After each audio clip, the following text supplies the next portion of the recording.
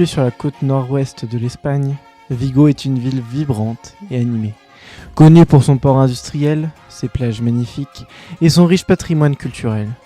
Avec une histoire profondément ancrée dans la mer, Vigo est une ville qui combine tradition et modernité et où le football joue un rôle central dans la vie quotidienne de ses habitants. Le soutien des supporters, connu sous le nom de Afición Celeste, transforme chaque match au stade Balaidos en une véritable fête du football. Leur passion et leur dévouement sont au cœur battant du club. Malgré le départ du légendaire Iago Aspas, le club continue de vivre en Barclays League depuis une saison. Et depuis, la flamme du club continue de brûler sous les ordres de la jeune Kim Lin-Siwoo. Une 7ème place obtenue en championnat, ainsi qu'une finale de WAC, plonge dans une hype immense les Espagnols. Les supporters sont conquis, et nous aussi. Au travail, rendez-vous dans l'atelier. Los defensas tiemblan cuando ven su habilidad. Mueve el balón como nadie, con tanta destreza. Sus regates son una obra maestra, pura belleza. Con cada toque deja a los rivales sin certeza. Hugo Sotelo es el rey de la sutileza. Es un verdadero mago en el terreno de juego. Sus trucos y fintas te dejan sin aliento. Como un conejo domina el balón, es un auténtico pelejo. Et bonjour à toutes et à tous, c'est Nostan, j'espère que vous allez bien. Moi en tout cas ça va super. Aujourd'hui on se retrouve pour le 8e épisode de l'atelier. On est bientôt à la moitié. C'est une dinguerie.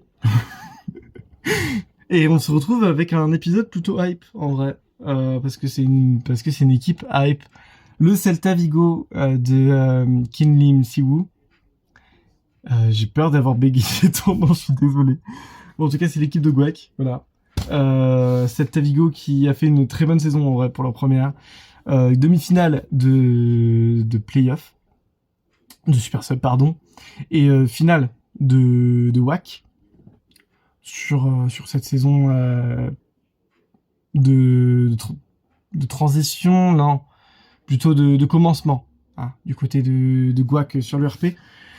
Guac qui a une très très belle équipe. Franchement, il l'a très bien construit. Mais en tout cas, je trouve vraiment qu'elle est très sérieuse et que franchement, elle est très cohérente.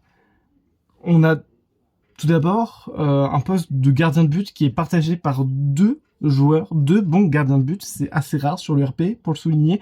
Il me semble que c'est la seule équipe qui fait ça. À vérifier. Le PSV, non, ne compte pas vraiment parce que Rouli ne joue pas vraiment. Donc, le Celta Vigo est le seul club, je pense. Acevedo et André Collard, qui sont tous les deux de très bons gardiens. J'ai décidé de mettre Acevedo sur la diapo, parce que pour moi, c'est le plus jeune, et pour moi, c'est celui qui est le plus joué en championnat. Donc, c'est celui dont Guac lui fait plus confiance. Ce que je comprends, ou pas. en vrai, les deux ont le même niveau. Je pense que ça dépend de la forme de l'un et de l'autre. Mais c'est assez sympa de se dire que Guac peut faire cette rotation. C'est assez intéressant, en vrai. Et pourquoi pas. Moi, je suis pour cette rotation.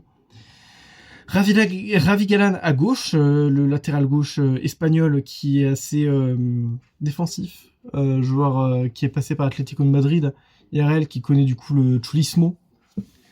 Il est assez combatif en vrai, c'est un joueur plutôt qui va aller chercher plutôt le tacle plutôt que l'interception classe. C'est un joueur plutôt complet, c'est pas le meilleur joueur de Celta Vigo, on va pas se mytho. C'est pas le meilleur joueur. Mais il fait le café et pour moi je le garde quand même. Une défense centrale, Eidou Alderete. Eidou, l'international ghanéen qui va jouer la Coupe du Monde. Le joueur qui est assez intéressant, qui aide beaucoup Alderete dans ses tâches défensives. Je trouve que Eidou est meilleur que Alderete, même s'ils forment un très beau duo les deux. Eidou qui est plutôt un stopper, Alderete qui est plutôt un leaser. Je sais pas comment vous l'expliquer, mais ouais, c'est deux joueurs intéressants qui font très bien la paire. On a Israël Reyes au poste de remplaçant qui apparemment va être vendu du côté du Celta Vigo. Je trouve ça dommage, en vrai, parce que c'est un joueur jeune qui peut vite augmenter. Il n'a pas montré de mauvaises choses, à part sa rentrée en attaquant, c'est fou. Bon, c'est dommage, mais ok. pourquoi pas. À droite, Godoy, le joueur argentin, le latéral droit argentin du Celta Vigo, qui a fait une saison correcte. Hein. Il est arrivé cet hiver, je peux pas plus en dire parce que une demi-saison, c'est dur de juger un joueur. Mais c'est un joueur complet. Encore un joueur rugué, défensif. C'est en vrai, le Celta Vigo, si je pouvais le comparer à une autre grosse instance en des sélections nationales, c'est l'équipe de France. C'est parce que ça joue beaucoup à la défensive, en vrai. Mais pourquoi pas, hein, c'est un style de jeu ok. Franchement, c'est ok. Et Godoy, oui, c'est un bon joueur. C'est un bon joueur de complément. Voilà. C'est pas plus non plus, mais c'est un bon joueur de complément que je ne vois pas comme point faible, en tout cas. Un milieu de terrain, double pivot, Renato Tapia, Fran Beltran. Ce que je vous disais, c'est de numéro 6. c'est pas des numéros 8. Peut-être un peu plus pour Fran Beltran, mais en tout cas, Renato Tapia, lui, c'est totalement un numéro 6. Bien défensif, bien à la Sergio Busquets, clairement. C'est le Sergio Busquets péruvien, Renato Tapia. C'est clairement le même profil, grand, mince. C'est la pieuvre défensive du milieu de terrain. Voilà. Renato Tapia qui fait très bien la paire avec Fran Beltran, qui lui est plus offensif, certes, qui tire plus de loin. Mais c'est quand même un numéro 6 de métier. Et les deux, franchement, jouent très très bien. Moi, de toute façon, moi, le style de Deschamps, je le critique pas. Hein. Pas du tout. Quand vous verrez la vidéo, on sera sûrement éliminé face au Portugal en produisant aucun jeu. Mais non, en vrai, Fran Beltran produit quand même du jeu. Hein, on va pas se mytho. Certes, c'est un numéro 6, mais il se projette plus vers l'avant. Donc, ouais, c'est un bon joueur de football. Les deux, de toute façon, ont fait une très bonne saison. Et pour moi, peut être dans les tops, même si je crois que j'ai pas mis beaucoup de tops hein, sur la slide des top flops. Je crois que j'ai juste mis l'homme à droite, mais on va juste parler du numéro 10 avant, Lee Jae-sung, le coréen venant de Mainz 04. Il a fait une saison plutôt correcte. Je crois qu'il a fini meilleur passeur du club, à égalité avec l'homme à gauche. Clairement, Lee Jae-sung, c'est un joueur qui peut jouer un peu partout en attaque, hein, que ce soit à droite, à gauche. Mais il a joué surtout en poste de numéro 10, qui a trouvé preneur, même si c'est vrai qu'il s'est fait dépasser sur la fin par Marcos Antonio. Faut savoir que la diapo que j'ai faite là, du coup, je l'ai faite avant la finale de WAC et avant la demi-finale de WAC. Donc oui, ça date. ça date. Donc peut-être que j'aurais mis Marcos Antonio à la place de Lee Jae-sung dans la peau du titulaire maintenant aujourd'hui. Parce que Marcos Antonio, en vrai, il apporte beaucoup. Dans l'apport offensif, dans l'apport défensif, il fait beaucoup de travail. Enfin, c'est un... il est dans le Griezmann rôle. Voilà, clairement, c'est le Griezmann rôle. Marcos Antonio, c'est un joueur d'exception. Et le pire dans tout ça, c'est qu'il y a Sotelo aussi derrière, qui est aussi un super joueur. Donc ce poste de 10, il est rempli à bâbord. Et vous allez voir que que je vais recruter un autre numéro 10. Bref, Franco Cervi à gauche. Pareil, du coup, meilleur passeur à égalité avec Lee Jae-sung. Franco Cervi qui ne va pas jouer à la Coupe du Monde avec l'Argentine. Pourtant, il aurait mérité. C'est un joueur, franchement, que j'ai beaucoup décrié sur la première partie de saison et qui m'a fait mentir en deuxième. Un joueur vieux, mais un joueur expérimenté qui lit très bien les appels de ses coéquipiers. Un joueur que toutes les équipes du RP peuvent vouloir parce que c'est un profil atypique et franchement, ça peut très bien fonctionner.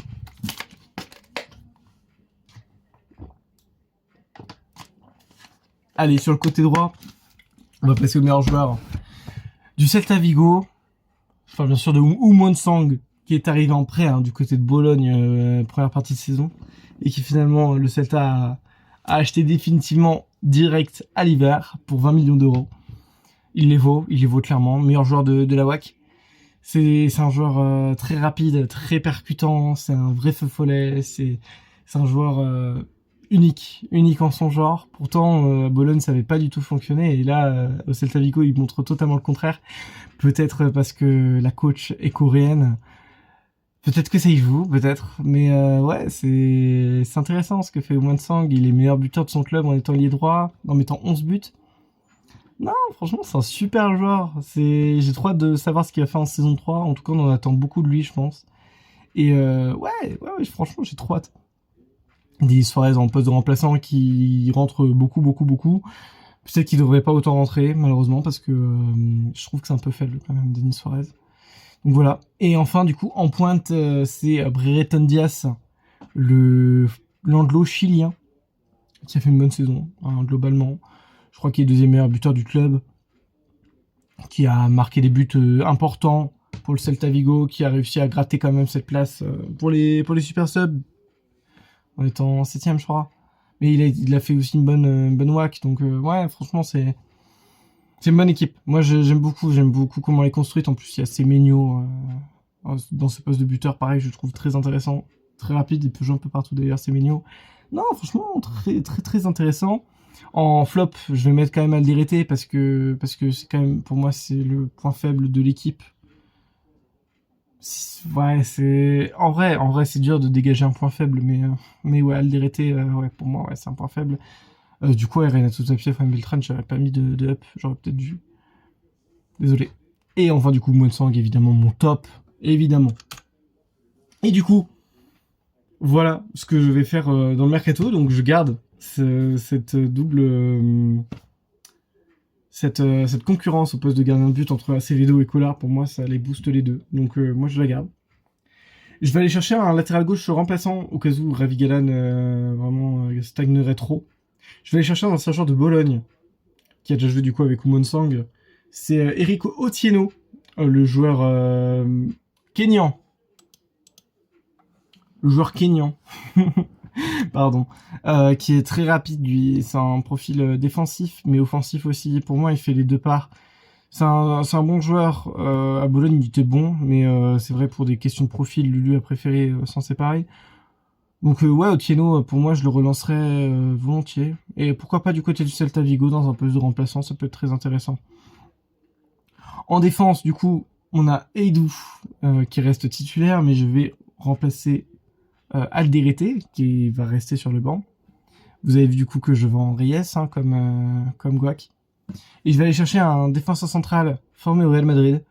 On l'oublie souvent qu'il est formé au Real Madrid, mais c'est Dominique Lennart, le joueur de Fribourg, qui a fait une très bonne saison du côté de Freiburg. Un profil très physique, très stopper. Pour moi, ça peut très bien se compléter avec Eidou. Eidou qui est quand même un profil légèrement anticipateur. Je sais pas si ça se dit. Mais ouais, ça peut être vraiment grave intéressant. La double paire Eidou-Liénard, pour moi, ça peut être... Non, ça peut bien marcher. Je garde Godoy à droite, du coup, et je vais aller renforcer ce milieu de terrain. Parce que Renato Tapia, Fran Beltran, c'est très bien. Il manquait des remplaçants. Honnêtement, il manquait beaucoup de remplaçants. Et du coup, ce que je vais aller chercher, c'est un joueur espagnol, pour aller espagnoliser tout ça. C'est un joueur que pas mal de monde connaissent. Moi, je suis tombé fan en même temps que Gavi. C'est Nico Gonzalez, du coup l'ancien Barcelonais qui joue maintenant du côté du Real Betis, il me semble. Nico Gonzalez dans un profil encore défensif, dans un profil à la Renato Tapia, mais qui peut se projeter, donc c'est pas non plus si défensif que ça. C'est un joueur à la barcelonaise, donc forcément il sait jouer au ballon. Et ça peut être un joueur très intéressant. Voilà. Je me dis un petit espagnol du côté du Celta Vigo, ça peut pas faire de mal. Du coup, je recule aussi d'un cran Marcos Antonio, qui pour moi a prouvé qu'il pouvait jouer dans un poste de numéro 6, 6-8, dans le poste de Fran Beltran, tout simplement parce que pour moi, c'est quelqu'un de très bon physiquement. Il nous l'a prouvé au long de ses multiples confrontations en WAC, notamment. Et ouais, j'ai envie d'y croire en poste de numéro 6 remplaçant, mais franchement, là, c'est Gucci. Hein. Tu fais rentrer Nico Gonzalez et Marcos Antonio. Franchement, t'es bien. Hein. Et du coup, en poste de numéro 10, je vais aller chercher un joueur qui peut très bien jouer aussi sur l'aile. Donc je me dis que franchement, ça peut très bien être déviant. De toute façon, on sait que c'est pas des vrais ailiers, c'est des MOG, MOD. Donc je vais aller chercher Antonín Barak. On sait que Gouac est amoureux des Tchèques. Je me dis pourquoi pas en retrouver un du côté des Celta Vigo en plus d'André Collard. Antonín Barak, du coup, que je voudrais bien relancer, hein, qui est du côté de l'Udinese, qui stagne un peu, et je le vois bien aller dans cette équipe du Celta Vigo. C'est un joueur assez dribbleur, assez technique, qui pourrait délivrer de très bons ballons pour Monsang, pour Franco Cervi, pour Brereton Diaz. Je le vois bien faire ce boulot-là. Je le vois bien dans cette équipe, je le vois bien s'intégrer. Franchement, ça peut être très intéressant. Du coup, Lee Jae-sung serait le remplaçant, et Sotelo, pareil, pourrait jouer un peu partout. Ça peut être... ouais. Non, franchement, il avait trop bien construit l'équipe de Gouac. Moi, je l'aime beaucoup. Hein. Du coup, Monsang sur le côté droit, avec du coup comme remplaçant soit Barak, soit Sotelo, soit même Marcos Antonio. En vrai, il peut jouer à droite. Ouais, non, c'est intéressant. Et du coup, à gauche, je garde Franco Cervi, qui devient du coup mon capitaine, vu qu'Alderete est sur le banc. Et je vais aller chercher un ailier gauche remplaçant dans le poste de Mehdi Darami, j'ai dit. Non, Darami, l'ailier gauche danois de Copenhague. Ça peut être grave intéressant, il est très rapide, très dans la percussion. En même temps, il a un point physique. Moi, je me dirais qu'il peut très bien s'incorporer dans cette équipe du Celta Vigo. Il manque un ailier rapide sur ce côté gauche, et pour moi, Darami peut très bien l'être. Je vais chercher low cost, hein, c'est vrai. Parce que je pense pas que le Celta Vigo ait de grands moyens. Et puis parce que j'ai déjà fait assez de recrues, hein, il y en a 5, hein, donc c'est déjà bien. Donc voilà. Et du coup, je garde Brereton Diaz pour moi, qui est un joueur très important du côté du Celta Vigo. Voilà. Vous savez tout hein, du côté du Celta Vigo. J'espère que mon mercato vous aura plu. Dites-moi en commentaire ce que vous en avez pensé. On va passer du côté du ressenti. Et pour moi, j'ai pas arrêté d'être élogieux hein, du côté du Celta Vigo. Et en vrai, je suis très optimiste pour la saison prochaine. C'est une équipe qui va monter en puissance. Et peut-être que j'abuse, mais je suis très optimiste. Je les vois être... je les vois faire un top 3. Bon, peut-être au moins minimum playoff. Voilà. Cette équipe de Gouac, s'ils tombent dans un championnat qui leur permette d'aller jouer un rôle plus important, pour moi, ça peut faire très mal. Et pour moi, le Prime Gouac va être de retour en saison 3. Et peut-être aller chercher le Graal. Voilà. Donc j'espère que cet épisode vous aura plu. On est déjà au 8e épisode, ça passe trop vite. Waouh, c'est une dinguerie. Je suis toujours vivant, c'est une dinguerie aussi, ça aussi. Voilà, donc j'espère que ça vous aura plu. J'espère que cet épisode vous aura convaincu de mon mercato avec le Celta Vigo, aussi de mon optimisme que je mets envers le Celta Vigo. Donc voilà, je vous souhaite une bonne continuation et puis une bonne journée parce que je pense que ça va sortir ça le matin. Et puis on se retrouve sur les RP. Je vous dis tchuss.